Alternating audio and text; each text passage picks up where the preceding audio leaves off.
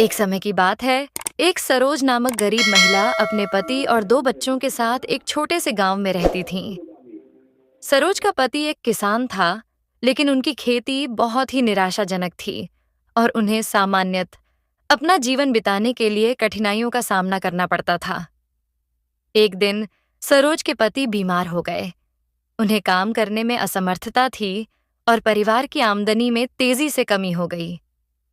सरोज को अपने परिवार को सहारा देने के लिए हर वह चीज बेचनी पड़ी जो वह बेच सकती थी।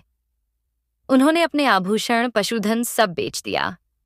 एक दिन सरोज जंगल में भटक रही थी। तब उसे एक बुद्धिमान बूढ़ी महिला मिली।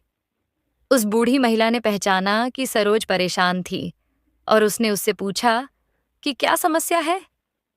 सरोज ने बूढ़ी महिला को अपने पति की बीमारी और अपने परिवार का समर्थन करने के लिए कैसे संघर्ष कर रही है, इसके बारे में बताया।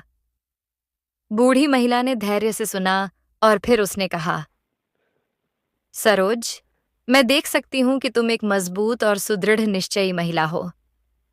तुम इस परिस्थिति को पार कर सकोगी। हालांकि पहले तुम्हें अपने डर को त्यागना सीखना होगा।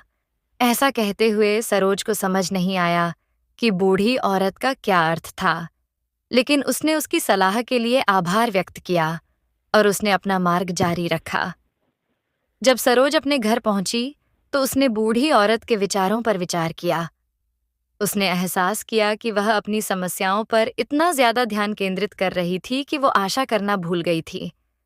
उसने निर्णय किया कि वह अपने भय को परित्याग करने और सकारात्मक दृष्टिकोण पर ध्यान केंद्रित करने का संकल्प करेगी। सरोज ने एक सूची तैयार की उन सभी चीजों की जिनके लिए उसके पास कृतज्ञता थी। वह अपने स्वास्थ्य, परिवार और चारों ओर की सुंदरता के लिए कृतज्ञ थी। उसने योग और ध्यान का अभ्यास भी शुरू किया, जिससे उसे अपने मानसिक स्वास्थ्य को सुधारने में मदद मिली। इसने उसे अपने विचारों को स्पष्ट करने और वर्तमान क्षण में ध्यान केंद्रित करने में सहारा प्रदान किया। समय के साथ सरोज ने अपने दृष्टिकोण में परिवर्तन देखा। वह अब अधिक आशावादी और उत्साहित हो गई थी।